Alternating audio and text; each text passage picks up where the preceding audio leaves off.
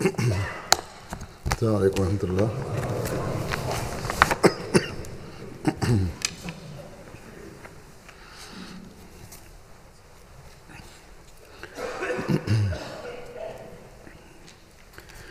أشهد أن لا إله إلا الله وحده لا شريك له وأشهد أن محمدا عبده ورسوله. أما بعد فأعوذ بالله من الشيطان الرجيم. بسم الله الرحمن الرحيم. الحمد لله رب العالمين الرحمن الرحيم مالك يوم الدين. إياك نعبد وإياك نستعين. اهدنا الصراط المستقيم صراط الذين أنعمت عليهم غير المغضوب عليهم ولا الضالين. وعد الله الذين آمنوا منكم وعملوا الصالحات ليستخلفنهم في الأرض كما استخلف الذين من قبلهم ولا يمكنن لهم دينهم الذي ارتضى لهم ولا يبدلنهم من بعد خوفهم أمنا يعبدونني لا يشركون بي شيئا.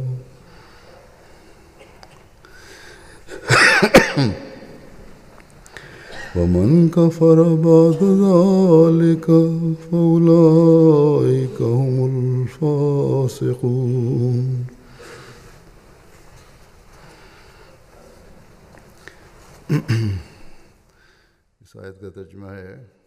La traduction de ce verset est comme suit.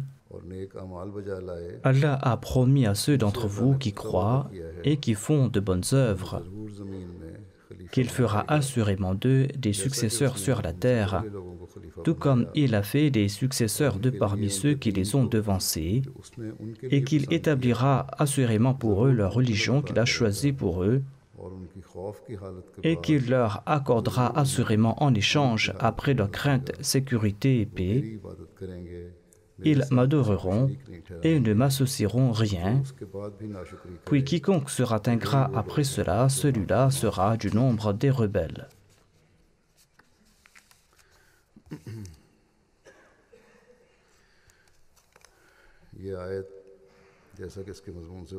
Comme on l'a compris à la lumière du thème évoqué dans ce verset, Allah y promet aux musulmans que le califat perdurera en islam. Certes, à la lumière des dires du saint prophète Mohammed sallallahu alayhi wa sallam, en raison des actions des musulmans et en raison de l'état de leur foi, ils seront privés de cette faveur pendant un certain temps. Or, il est aussi dit qu'en accord aux promesses divines, le système du califat sera établi de nouveau pour ceux qui sont fermes dans leur foi, pour ceux qui suivent la dernière religion parfaite qui a été envoyée par Dieu.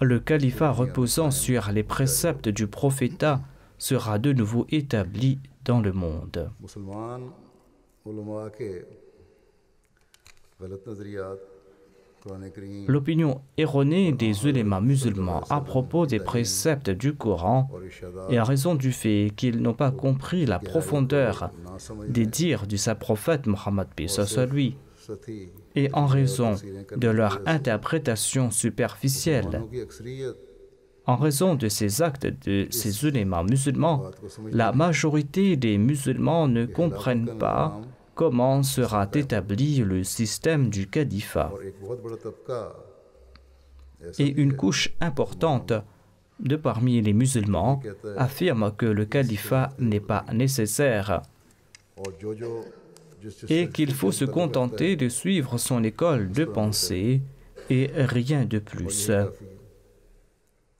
क्योंकि आजकल मुसलमानों की दुनिया के सामने जो हालत है और जिस तरह La situation des musulmans et la mauvaise presse que connaît l'islam aujourd'hui यही है exigent que l'on mène le même train quotidien, disent ces musulmans. मुझे खुद एक मस्जिद के इमाम थे बल्कि Je connais l'imam d'une mosquée qui est aussi responsable d'une institution. बज़ाहिर दीन का इल्म रखने वाले हैं Apparemment, il avait une grande connaissance de la religion. Et il réside ici en Occident. उनके ताल्लुकात भी अच्छे हैं Et il entretient de bonnes relations avec les Ahmadis et ne nous condamne pas. कि मैं Il m'a dit ceci. जिस इस्लामी मकतबा फ़िक्र से ताल्लुक़ रखता हूँ Il m'a dit que les aînés de notre école de pensée nous ont conseillé ceci. कि किसी के दीन को छेड़ो ना Ils nous ont conseillé ne critiquez point la religion d'autrui et n'abandonnez point la vôtre. हैं उलमा कहलाते हैं Ceux qui se posent en érudits et ceux qui entretiennent pareille opinion को यही सब enseigneront à leurs disciples qu'il n'y a aucune nécessité à s'unir sous la bannière d'un califat. ये बातें जाहिर करती हैं Cela démontre que, selon eux, जातियात और फ़िरके les intérêts personnels et l'école de pensée auquel l'on appartient sont plus importants que les intérêts plus larges de l'Ummah et sur le fait de s'unir sous une seule main. Quran करीम की तालीम को ना समझें Quand on ne comprend pas le Saint-Coran et quand on ne réfléchit pas sur les dires du Saint-Prophète Mohammed sallallahu alayhi wa sallam, on arrive à cette situation. मुसलमानों की बल्कि कहना चाहिए En évoquant le manque de connaissance des ulémas musulmans, come Ilmi en évoquant leur ignorance, le Messie promis alayhi salam a déclaré Wasim अलैहिस्सलाम एक जगह फरमाते हैं कि बाज Sahib certains rejettent la portée générale du verset Wa'adallahu alladhina amanu minkum wa amilu salihati layastakhlifannahum fil ard kama istakhlafa alladhina min qablihim. की अमूमियत से इनकार करके कहते हैं Ils rejettent la portée générale de ce verset इनकार करके et ils affirment, ces gens-là, que minkum ne s'applique qu'aux compagnons du saint prophète Mohammed sallallahu alayhi wa sallam. उन्हीं के ज़माने तक ख़त्म हो गई सहाबा के ज़माने तक Et le califat bien guidé et véridique était limité à leur époque et qu'il n'y aura plus trace de ce califat selon eux jusqu'au jour dernier. नामो निशान नहीं होगा गोया एक ख्वाब ख्याल की तरह इस En somme, tel un rêve, ce califat ne s'étalera que sur une période de 30 ans. Ensuite, l'islam connaîtra le malheur éternel. Qu'Allah nous en préserve. मगर मैं पूछता हूँ Je leur demande, dit le Messie premier salam, कि ऐसी राय हो सकती une personne imbue de caractère noble peut-elle croire que les bénédictions de la loi et du califat du prophète Moïse ont duré 1400 ans, बराबर 1400 बरस तक रहा mais que les bénédictions du meilleur de tous les prophètes, le saint prophète Mohammed sallallahu alayhi wa sallam, eh bien, les bénédictions de sa charia qui durera jusqu'au jour dernier, eh bien, ces bénédictions se sont limitées à son époque. Et Dieu n'a pas voulu que les exemples de ces bénédictions perdurent pour quelque temps grâce à ces califes spirituels. Je tremble quand j'entends pareils propos, dit le Messie premier alayhi salam. Or, ils se disent musulmans, ceux qui énoncent pareils propos. Ceux qui énoncent pareils propos avec ruse et effronterie, à savoir que les bénédictions de l'islam sont arrivées à terme après un certain temps.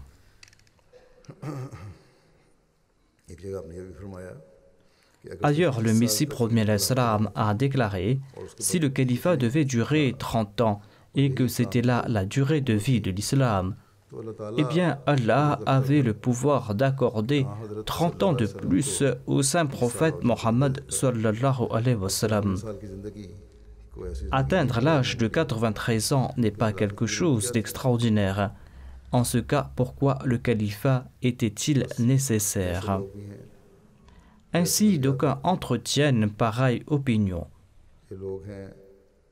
Le Messie premier alayhi salam a décrit leurs conditions et leurs opinions. Or, il existe aussi ceux qui, ivres de leur pouvoir, souhaitent établir leur propre califat. Ils pensent que le califat pourra être établi par la force.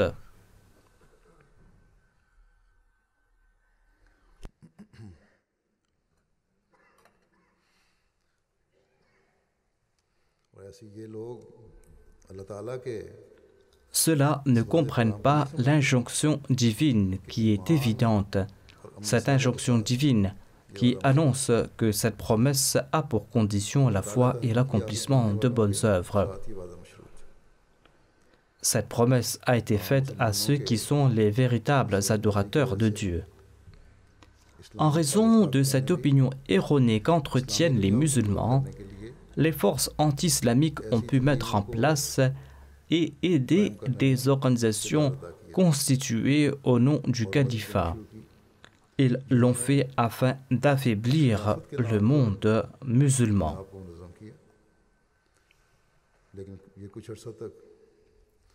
Après avoir atteint leur objectif terrestre et ne recevant plus l'aide de leur maître, ou en ayant atteint le but de leur maître de ce bas monde, eh bien ce califat-là commence à péricliter.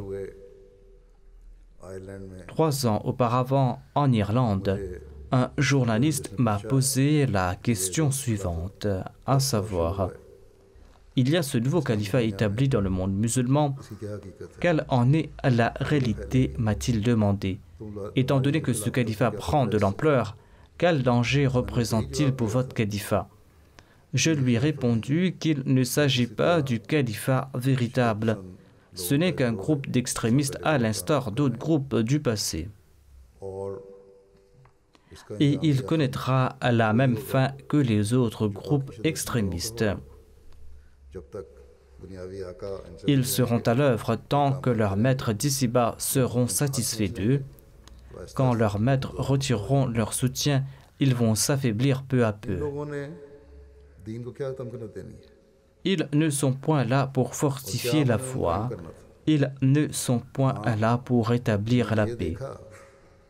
L'on a certes constaté qu'ils ont tout simplement détruit la paix dans le monde musulman.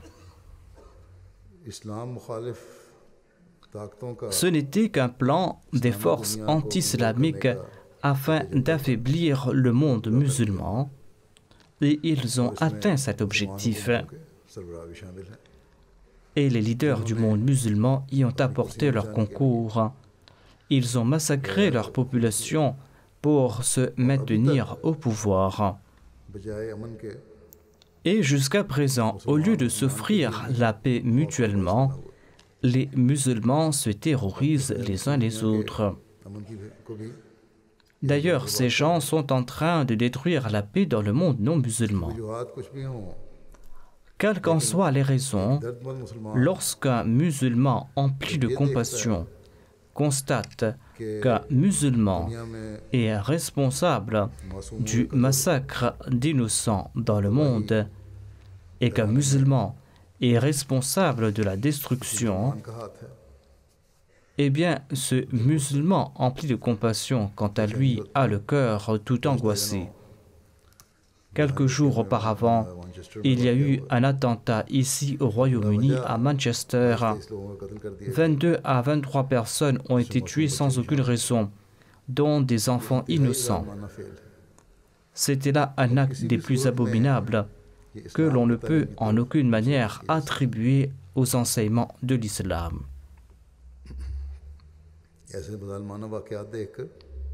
Nous sommes fort désemparés face à pareille atrocité. Qu'Allah accorde sa miséricorde à ceux qui ont perdu la vie et qu'il accorde patience aux membres des familles endeuillées et qu'Allah arrête la main de ceux qui commettent ces actions au nom de l'islam, ceux qui commettent ces actions au nom du califat.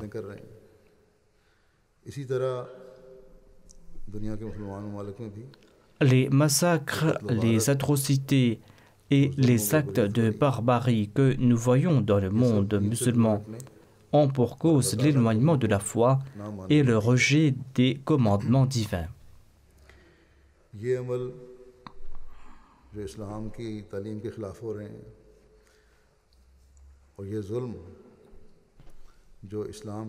Plus que les autres, nous, les musulmans ahmadis, qui avons reconnu les véritables préceptes de l'islam, prônant la paix et l'affection, nous qui avons vu notre crainte se transformer en paix en se liant au califat, eh bien, nous les Ahmadis, nous sommes les plus peinés face à ces actes contraires à l'islam, face à ces atrocités commises au nom de l'islam et face à ces bombardements aveugles et ces meurtres sans distinction que commettent les États musulmans avec l'aide des puissances étrangères. D'entre tous, nous, les musulmans ahmadis, nous ressentons à la plus grande peine à cet égard.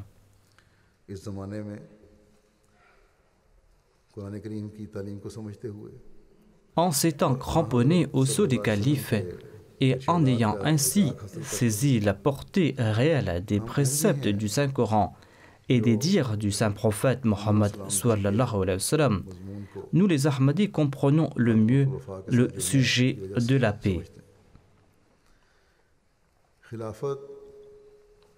L'on ne pourra établir le califat par les moyens d'ici-bas ou en ayant recours à ces subterfuges ou en réunissant des prétendus ulémas pour qu'ils passent des résolutions, tout comme ils l'ont fait quelques années auparavant, en réunissant quelques musulmans afin qu'ils puissent élire leur calife. Il n'en sera pas ainsi. Le système du califat, ce système du califat qui transforme la crainte en sécurité et qui permet l'acquisition du plaisir divin afin de renforcer la foi, eh bien, ce califat-là sera établi par le moyen qui a été énoncé par Allah l'exalté, moyen qui a été énoncé par son prophète, moyen qui a été mentionné par Allah dans le Saint-Coran, dans la sourate Al-Jumu'ah, à savoir « Wa akharina minhum lamma yalhaqu bihim » à savoir qu'Allah enverra le saint prophète Mohammed soit lui parmi d'autres des leurs qui ne se sont pas encore joints à eux. Quand ce verset fut révélé, un compagnon qui était dans l'assistance demanda au saint prophète Mohammed sallallahu alayhi wa sallam: Ô envoyé d'Allah, qui sont ces personnes qui ne se sont pas encore joints à vos compagnons mais qui jouissent de leur statut? Le saint prophète Mohammed sallallahu alayhi wa sallam ne répondit pas immédiatement. Et lorsque ce compagnon l'interrogea à 3 reprises, eh bien, le saint prophète Mohammed lui répondit en plaçant sa main sur Salman le Persan. Il a dit, si la foi devait monter jusqu'au ciel, certains des leurs ramènera de nouveau la foi sur terre. Et au sujet du statut des Akharines, de ceux qui viendront au cours des derniers temps, le saint prophète Mohammed lui a déclaré à une occasion, ma umma est bénite. J'ignore si c'est sa première ou si c'est sa dernière partie qui est la plus bénite. Ainsi, le saint prophète Mohammed a donné la bonne nouvelle que les derniers temps seront glorieux. Pourra-t-on mériter les bénédictions de ces derniers temps en suivant les ulémas et les souverains d'ici-bas? Certainement non. Ce sont des gens de ce monde. C'est en suivant celui qui a ramené la foi de nouveau sur terre que l'on pourra mériter ces bénédictions. Aujourd'hui, hormis l'organisation instituée par le serviteur parfait du saint prophète Mohammed lui, qui d'autre est en train de faire l'effort nécessaire pour ramener la foi de nouveau sur terre? Qui d'autre est en train de diffuser dans le monde le message de paix, d'amour, d'affection que prône l'islam? Qui est en train d'établir la foi dans le monde?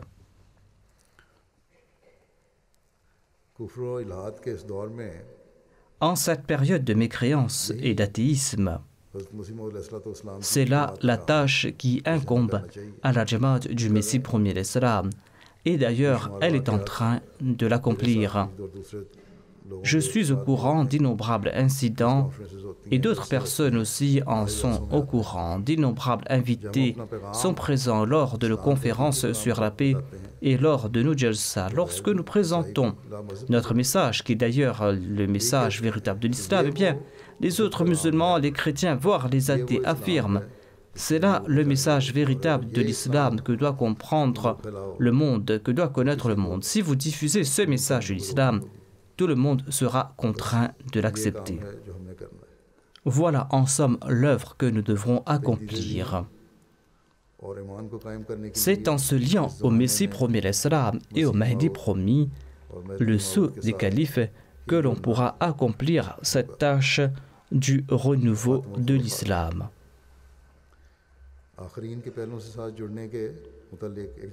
Le Messie premier l'Islam a décrit dans un endroit le lien à établir entre les premiers et les derniers. Il déclare: la quintessence de ce verset est que Dieu a envoyé son prophète à une époque où les gens étaient dénués de connaissance et de sagesse.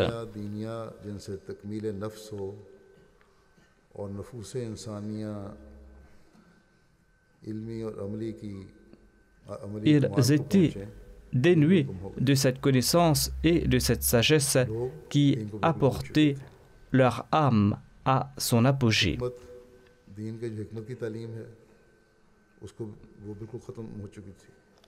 Ils n'étaient plus doués de connaissance et de sagesse.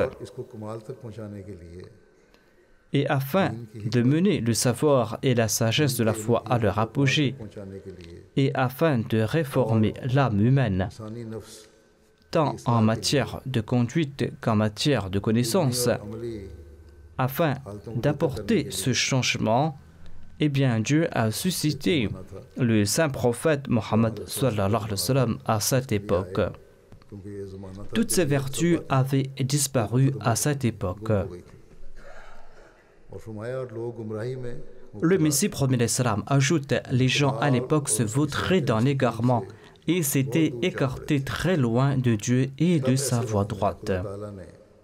Ce fut à cette époque que Dieu suscita son prophète, le prophète Ummi, et ce prophète sallallahu alayhi wa sallam a purifié leurs âmes et leur a accordé la connaissance du livre et de la sagesse.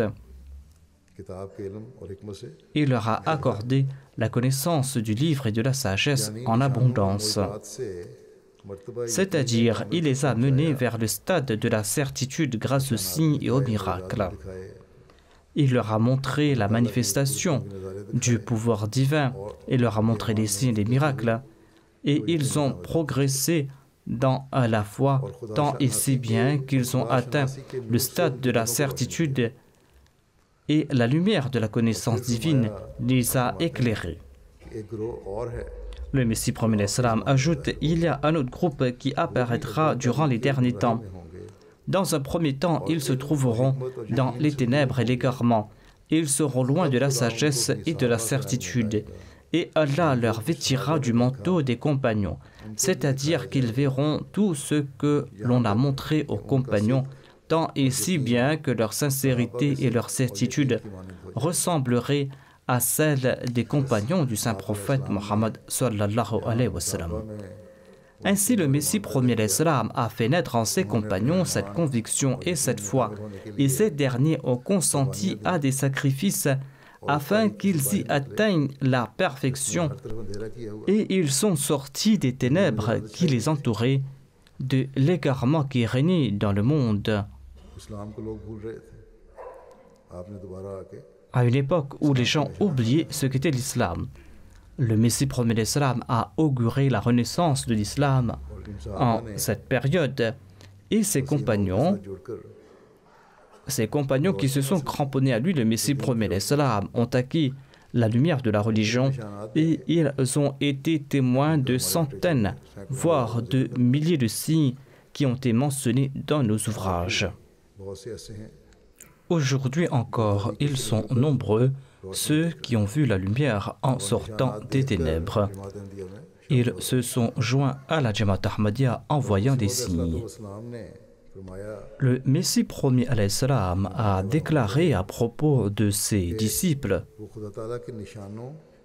grâce aux signes divins et les soutiens récents, ils ont acquis la lumière et la certitude qu'avaient connu les compagnons du saint prophète Mohammed sallallahu alayhi wa sallam. Ils ont enduré dans la voie d'Allah persiflage et outrage, raillerie et vexation, brimade et rupture familiale. À l'instar des compagnons, leurs proches ont rompu tout lien avec eux.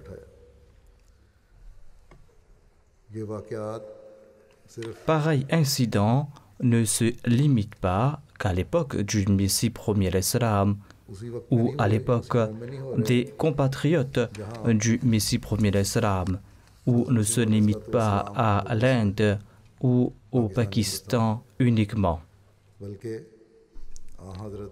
Étant le serviteur du saint prophète Mohammed sallallahu alayhi wa sallam, le Messie premier l'Islam avait pour tâche de réunir l'humanité sous une seule bannière et d'en faire les adorateurs de Dieu. C'est pour cette raison que ses disciples, vivant en d'autres pays, ont subi ces souffrances et ont subi eux aussi ces épreuves.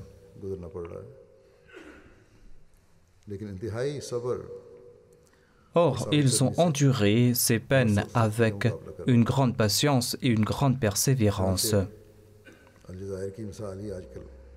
Nous avons devant nous l'exemple de la Jamaat de l'Algérie. La Jamaat de l'Algérie qui n'est pas une ancienne Jamaat. Or, en ayant accepté le Messie premier l'Islam et en s'étant joints aux Akhirin et en prouvant leur obéissance au califat, par la grâce d'Allah, leur foi touche à présent les sommités.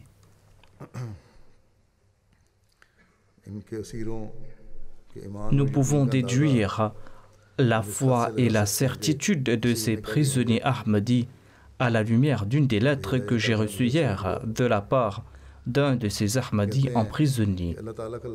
Il déclare: je remercie Dieu des milliers de fois qui nous a accordé la faveur de l'islam véritable, Dieu qui nous a accordé la vie, Dieu qui nous a transformés en un mur solide soudé au plomb, engendrant entre nous de l'affection mutuelle pour la cause d'Allah et nous unissant sous la main du calife. En s'adressant à moi, Cet Ahmadi a déclaré: mon maître, après mon incarcération dans la voie de Dieu, les frères Ahmadis du pays tout entier sont venus me rencontrer et ils sont tout joyeux du soutien divin. Il est emprisonné, mais il se réjouit des faveurs divines. Il déclare: ils m'ont demandé de vous transmettre leurs salutations emplies d'amour et leurs requêtes de prière. Ils insistent tous pour continuer la tâche de la transmission du message de la vérité et les prières en ce sens. Quelle que soit l'ampleur des persécutions, nous allons continuer à transmettre la vérité. Nous allons continuer notre mission et nous allons demander des prières et l'aide d'Allah. Il ajoute: cette épreuve a renforcé notre amour mutuel, notre fraternité, notre unité, notre amour pour le califat.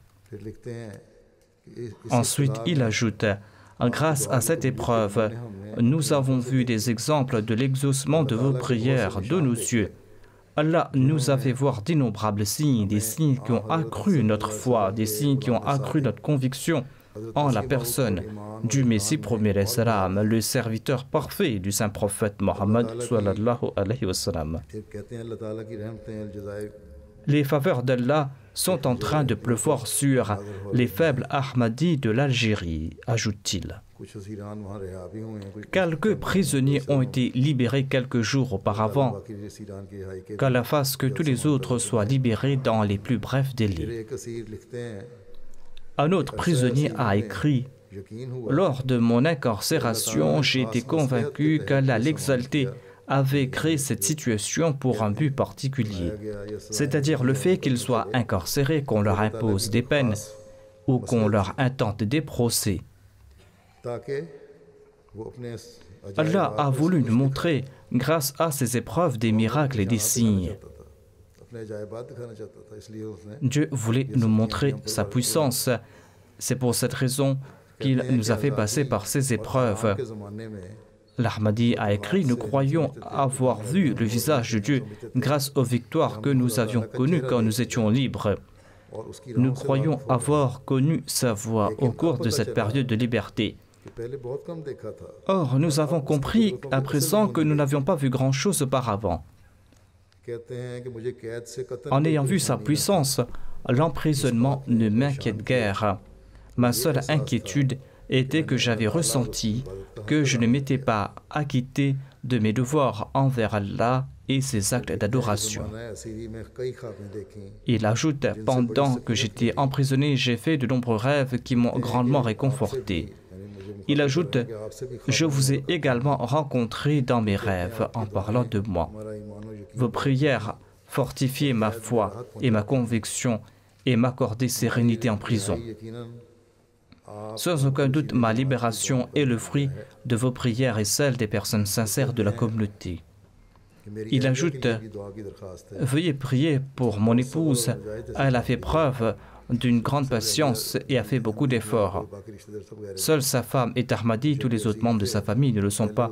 Et durant la période où il était en prison, le père de sa femme est décédé. Les frères de celle-ci ont coupé les ponts avec elle après avoir appris au sujet de l'Ahmadiyya, lorsqu'il y a eu du bruit à propos de l'Ahmadiyya. Son mari était en prison et ses frères l'avaient abandonné. L'Ahmadi ajoute: pendant que j'étais en prison, elle était également éloignée de ma famille. Ils n'étaient probablement pas tous des Ahmadis et elle était restée loin d'eux. Mais des femmes sincères de la Jamaat ont comblé ce manque par leur amour et lui ont offert une nouvelle famille. Les siens l'ont abandonnée, mais la communauté Ahmadiyya l'a recueillie. Les hommes et les femmes ont fait des sacrifices dans leurs cercles respectifs et ne cessent de le faire jusqu'à présent. Comme l'a déclaré le Messie premier salam en parlant à propos de ses disciples, ils ont fait face à des difficultés à l'instar des compagnons d'antan.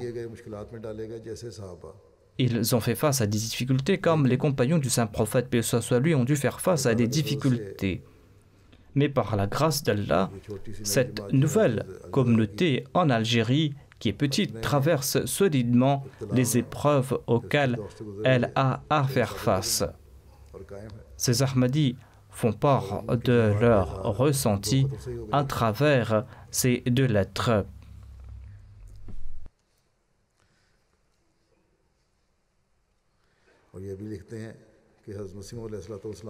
Ils écrivent aussi que le système du califat qui s'est mis en place après le Messie premier l'Islam est une source de tranquillité pour eux.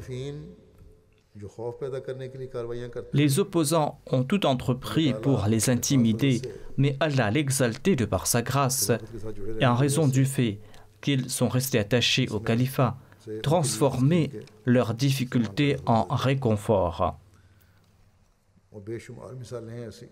Il y a de nombreux exemples illustrant comment Allah accorde le réconfort aux Ahmadis. À titre personnel, ou bien en tant que communauté, il nous arrive de traverser des périodes difficiles. Allah l'exalté, conformément à ses promesses, accorde la tranquillité et la paix. Et cela n'est pas restreint à une période particulière, à une époque particulière, tout comme je viens de l'illustrer à travers des exemples. Allah a promis à ceux qui croient et qui font de bonnes œuvres qu'il éloignera leur appréhension.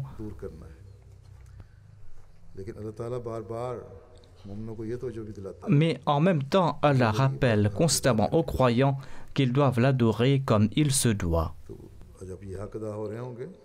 Nous allons sans aucun doute traverser des périodes d'appréhension, mais lorsqu'on va adorer Allah comme il se doit, ces situations de peur que l'on traversera à titre individuel ou communautaire seront transformées en des états emplis de paix et de tranquillité en raison de notre lien avec le califat et en raison de ce lien avec Allah l'exalté.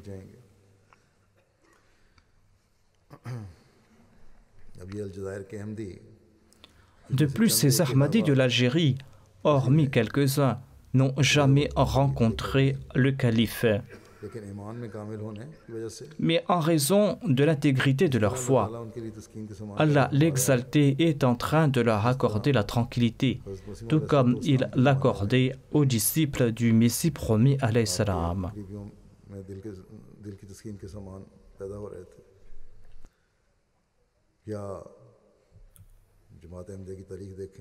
On le voit également dans l'histoire de la communauté Ahmadiyya. À l'époque du premier calife, Allah avait grandement réconforté les Ahmadis. Grâce aux bénédictions du califat qui a été institué après le Messie premier l'Islam, à l'époque du deuxième calife, en dépit du fait que la situation était très délicate, Allah a également accordé cette tranquillité au cœur des Ahmadis. À l'époque du troisième calife, la communauté a fait face à des situations très difficiles. Et le leader du Pakistan avait déclaré qu'il ferait en sorte que les Ahmadis viennent à mendier. Mais Allah avait de nouveau accordé l'aisance financière aux Ahmadis. À l'époque du quatrième calife, Allah a également accordé un grand réconfort et aujourd'hui aussi, il continue à le faire. Ainsi, cela n'est pas uniquement appliqué qu'à une région délimitée. Cela s'applique à tous les croyants qui restent fermement attachés au califat qui a été initié par Allah.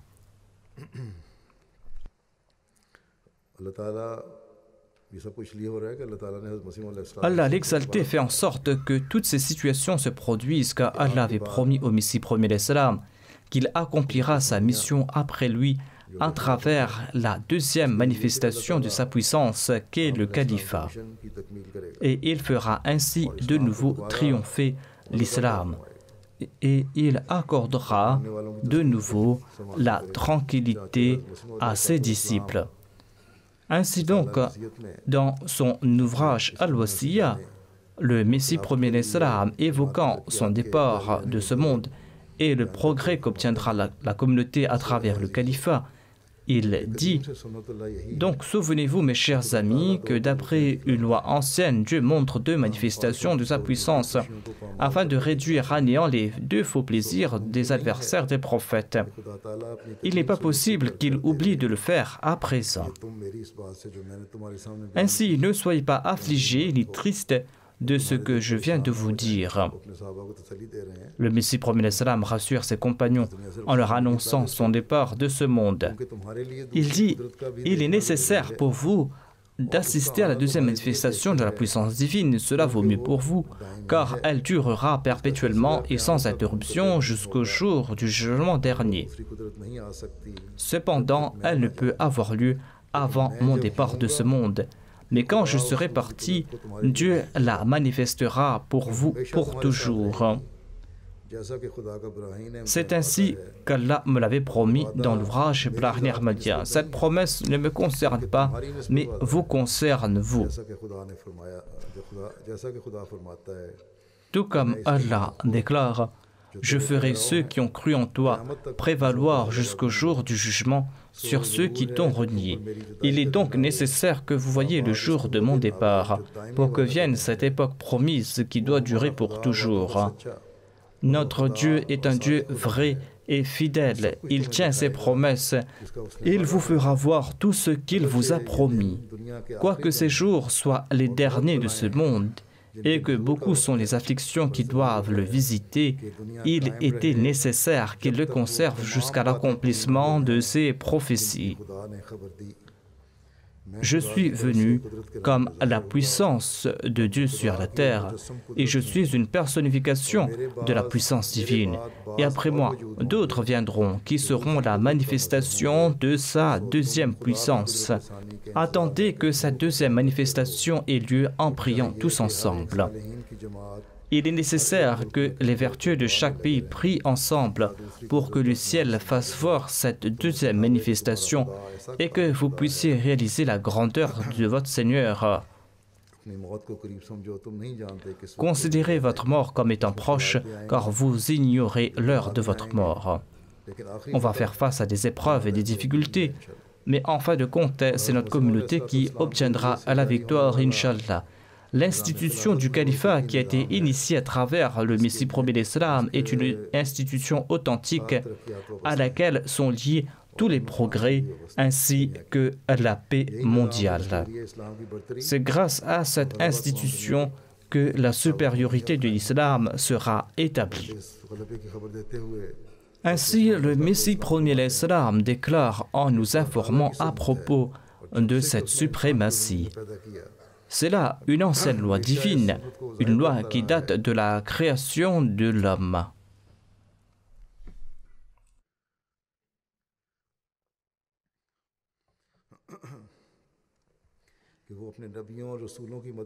À savoir, Dieu aide ses prophètes et ses messagers afin qu'ils puissent avoir la victoire. Tout comme il déclare Kataballahu al-aghlibanna ana wa rusuli.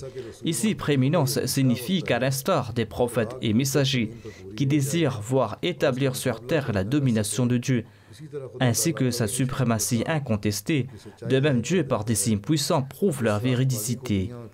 La droiture qu'ils répandent sur terre ressemble à cette graine que Dieu leur donne à semer, mais qu'ils ne voient pas croître en arbre. Dieu les enlève vers lui à une période incertaine de leur mission, où les adversaires ont l'occasion de les railler et de les avilir. Après cette période d'humiliation, Dieu manifeste sa puissance en créant des circonstances qui conduisent à la réalisation parfaite de ces mêmes buts qui semblaient d'abord irréalisables. Ainsi, Dieu manifeste-t-il sa puissance de deux façons, la première durant la vie même de ses prophètes et l'autre après leur mort, quand toutes sortes de difficultés entourent leur mouvement encore naissant, quand leurs adversaires semblent avoir le dessus, sonnent le glas et croient dur comme fer que cette communauté est finie. Quand encore leurs propres disciples sont assaillis de doute et commencent à perdre patience et courage, quand enfin beaucoup de malheureux prennent le chemin de l'apostasie. C'est dans ce moment aussi désespéré que Dieu manifeste la deuxième force de sa puissance et relève le mouvement qui semble échouer. Celui qui patientera jusqu'à la fin assistera à ce miracle de Dieu.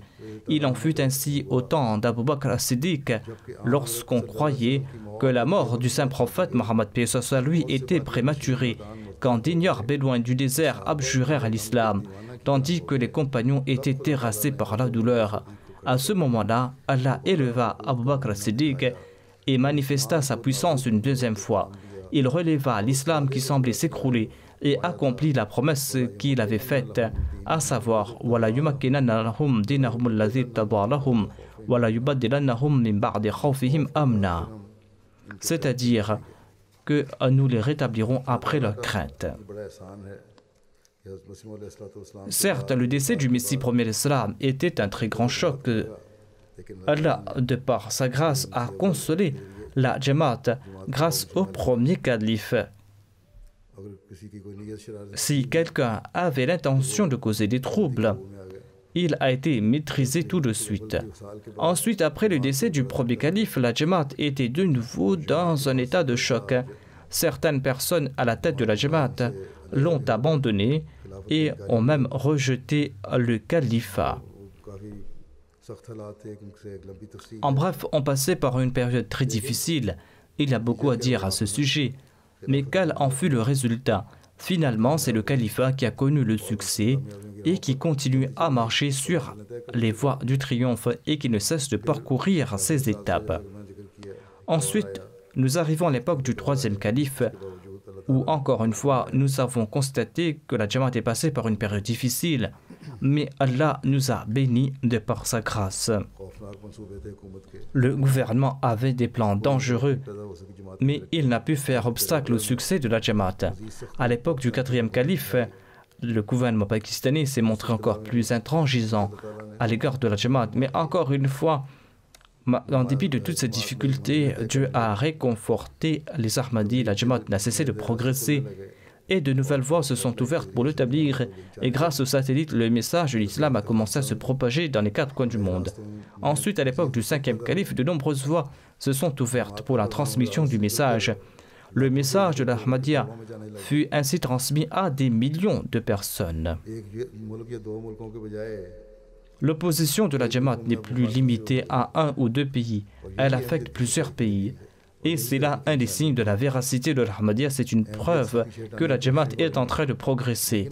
Des efforts constants sont entrepris pour éloigner les gens de la Jamaat Ahmadiyya. Mais Allah, conformément à ses promesses, continue d'accorder le succès à la Jamaat.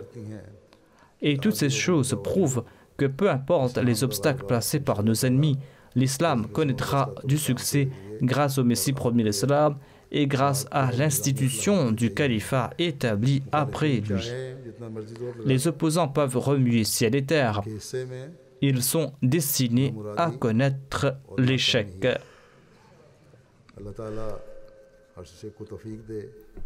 Qu'Allah nous accorde la possibilité de renforcer notre foi et de pouvoir accomplir de bonnes œuvres et qu'il nous aide afin que nous puissions progresser dans nos actes d'adoration, afin que nous puissions faire partie de ce progrès. Après la prière du vendredi, je vais diriger la prière funéraire de M. Chaudhry Hamid Ahmad Saheb, fils de Chaudhry Mohammad Suleiman Saheb. Il résidait ici depuis environ 7 ou 8 ans. Il était atteint d'un cancer et il est décédé le 20 mai 2017 à l'âge de 42 ans. Inna lillahi wa inna ilayhi raji'un. Il était l'arrière-petit-fils d'un compagnon du Messie premier l'Islam, Chaudhry Maula Bakhsh. Il s'était établi en Allemagne dans les années 90, où il a rendu de très grands services à la Jamaat. Il a occupé le poste de secrétaire à Tabligh, celui de Qaid Majlis. Il a eu la chance de servir en tant que secrétaire des affaires extérieures d'un émirat régional. En sus des services qu'il a rendus au sein de la Khuddam ul Ahmadiyya. Il a aussi eu l'occasion de participer à la conférence annuelle de la Bosnie en tant que représentant de la communauté de l'Allemagne. Il était passionné de sport et de stand de Tabligh. C'était un travail qu'il faisait avec rigueur et détermination. S'il n'y avait personne disponible, il se débrouillait tout seul pour la tenue de ces stands de Tabligh. Il s'est établi en Royaume-Uni en 2009. Il a servi en tant que nazim de Talim des Atfal. Et le niveau des Atfal s'était élevé. Il avait amélioré le niveau de ces Atfal. Comme je l'ai dit, il était passionné de Tabligh. Il a occupé plusieurs postes au sein de la Khuddam al-Ahmadiyya et de l'Ansarullah. Il servait aussi bénévolement de manière permanente dans le bureau du secrétaire privé et il nous a beaucoup aidé pour le tri du courrier. Il travaillait aussi dans le domaine de la sécurité en tant que khadim et moi je pensais quelquefois qu'il n'avait pas d'autre emploi. Toute la journée il restait tout près de la mosquée, mais en fait il avait son propre emploi. Mais il accordait du temps pour ce travail et il consacrait plusieurs heures au bureau du secrétaire privé ainsi que ses services au sein de la Khuddam al-Ahmadiyya. Il était moussi, il a son épouse, une fille et 4 fils. Son père est toujours en vie, ainsi que son frère. Son père, Suleiman Akhtar Sahib, écrit « Mon fils était très fidèle envers moi. Il servait la Jamaat depuis tout petit. Il était constamment animé par le désir de servir la religion. Il a profité au maximum de toutes les occasions qui lui ont été accordées pour servir la religion. Il accompagnait ses enfants à la prière en congrégation à la mosquée. Et même lorsqu'il se sentait mieux au cours de sa maladie, il partait à la mosquée avec ses enfants. Et il a supporté avec un grand courage sa maladie en phase terminale et il a continué à travailler en tant que secrétaire Waqf Now chez lui à la maison. Sa femme a aussi écrit qu'il avait une relation d'amitié avec ses enfants et il était toujours préoccupé de la bonne éducation de ses enfants. Et il écrit que nous sommes mariés depuis 15 ans et jamais il ne s'adressait à moi à haute voix.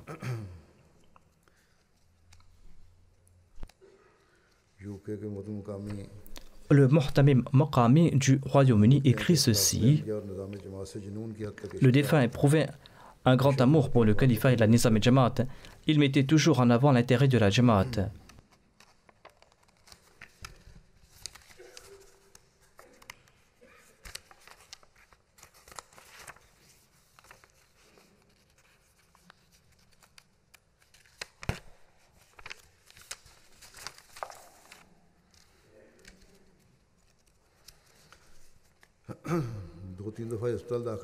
Il a été admis à l'hôpital à 2 ou 3 reprises, mais lorsqu'il se sentait mieux, il revenait travailler.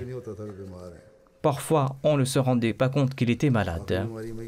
Durant la phase terminale de sa maladie, il disait que son plus grand regret, c'était de ne pas pouvoir accomplir la prière à la mosquée.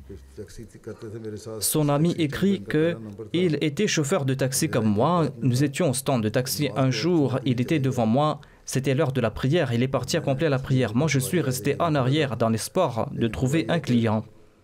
Mais il est revenu de la prière et c'est lui qui a eu le premier client. Et moi, j'attendais sans avoir de client. Et j'ai appris qu'il fallait sacrifier ses affaires mondaines pour la religion. L'adoration de Dieu est essentielle, il faut la préférer sur toute chose. Ainsi donc, le défunt éduquait de manière implicite ses amis.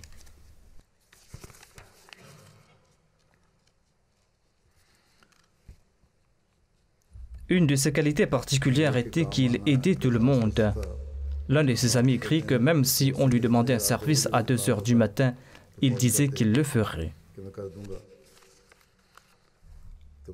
Atta al-Mujib Rashid Sahib écrit à propos des stands de tablir que le défunt était régulier dans ce travail et il avait toujours un sourire au visage et saluait tout le monde. Une fois, j'ai demandé à propos de sa santé à un ami, dit Atta al-Mujib Rashid Sahib, et cet ami m'a dit que aujourd'hui le défunt allait mieux et il est sorti pour faire le tablir. Qu'Allah lui accorde un haut rang au paradis et qu'il lui accorde sa miséricorde. Qu'Allah fasse que ses enfants soient pieux et vertueux et qu'ils soient toujours attachés à l'institution du califat. Comme je l'ai dit, je vais diriger la prière funéraire après la prière du Jumma. Je sortirai afin de diriger la prière à l'extérieur. Vous devez quant à vous faire les rangées dans la mosquée afin de prier.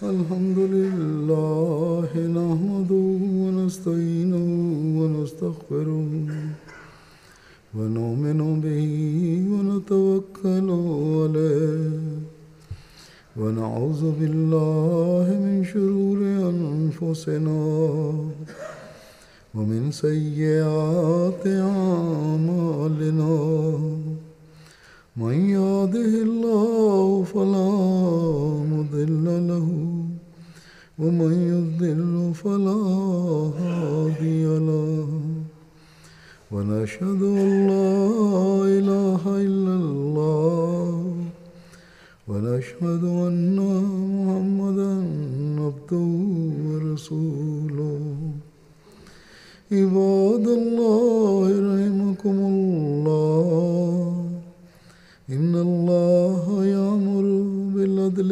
والإحسان وإيتاء ذي القربى وينهى عن الفحشاء والمنكر والبغي يعظكم لعلكم تذكرون اذكروا الله يذكركم وادعوه يستجب لكم ولذكر الله